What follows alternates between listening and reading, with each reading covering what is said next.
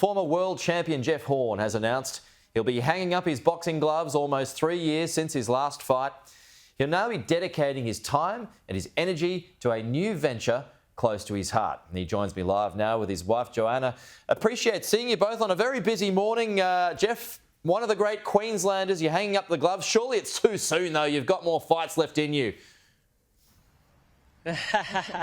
Not too easy. No, I think I've got one more fight, and that's the fight against bullying, as I was saying before. I think I'm a little bit too old. I said I would retire at 35, and I've done that now. Well, there is an interesting clash of ideas here, isn't there, Jeff? I mean, your job was to basically bully someone in the ring.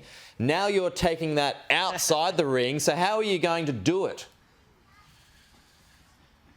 Yeah, look, I wouldn't say I bully people in the ring. Yes, you might say that, but look, I was in there to win, and that's what I was. That was the goal, and that's what I did in there. But look, the new challenge now is to try and bullyproof the state, and we'll start here in Queensland, and with the help of the Premier, Anastasia, I hope that we can do that together, and we can get this in every school to bullyproof every teacher and every student. So what are you going to do, Jeff? You're just going to get out and talk to people? Yeah, look, I go out and I do my How to Become a Champion talk at the schools, but we've developed a program where we teach the teachers of how to then train the students of how to conflict management, so that they know what to do if they're in a verbal bullying situation or a physical one. Joanna, how do you feel about the decision? Oh, listen, it's great. To be honest, it's a lot of I feel like I can finally breathe again, and so it's been a long time coming, and yeah, I'm glad that he's finally made that decision, and yeah, we've got a new thing ahead of us now. When you say you can finally breathe again, does that mean you were so concerned whenever he would get into the ring? Oh, 100%. It was, even just the training beforehand was so full on, and the sparring as well, like everything about it. It was just, it was scary. And then once he was in that ring, you never know what could happen.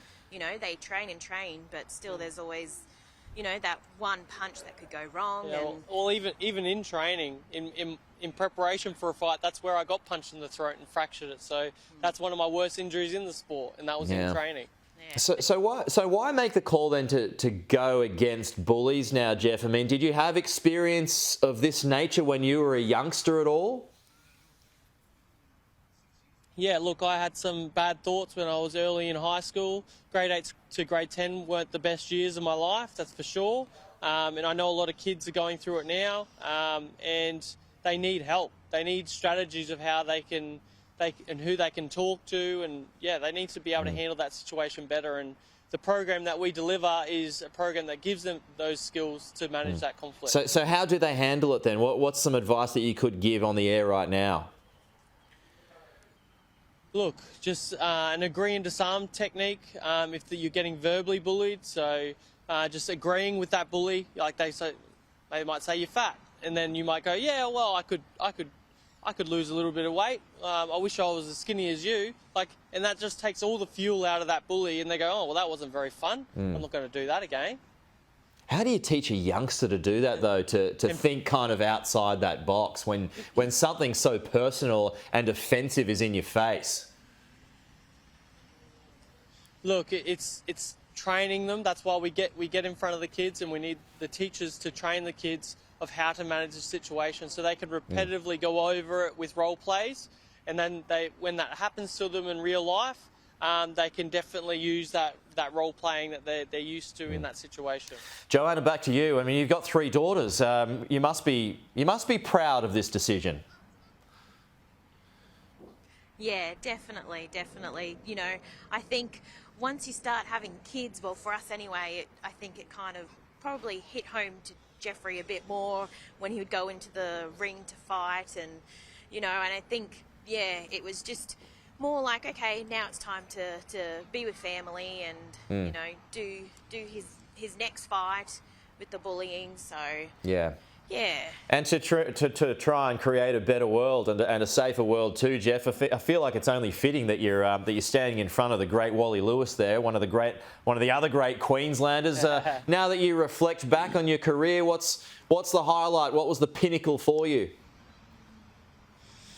Look, 100%. I guess it's a dead giveaway where the highlight was, because I'm at Suncorp Stadium right now, and that's where I had my biggest victory against Pacquiao, and that's definitely the highlight of my career, is when they announced NU, and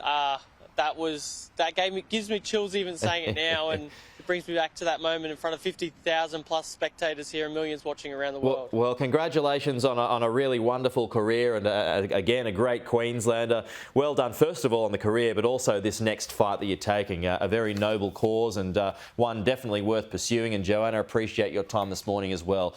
So thank you both. Appreciate it, and good luck. Thanks, Carl. We're going to need everyone's support on this, because it's everyone's problem. But thank you very much. Not a problem at all. Jeff and Joanna, thank you.